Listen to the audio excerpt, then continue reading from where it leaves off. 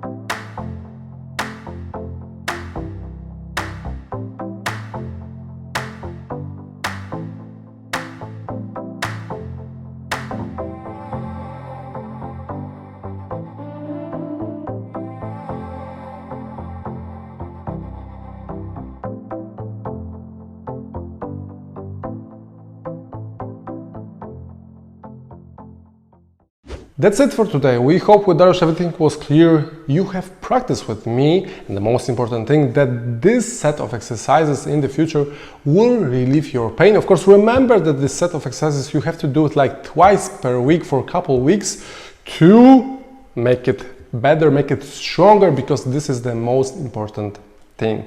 We wish you no pain, lots of exercises, systematic ones, and we'll see each other in the next episode. Ciao.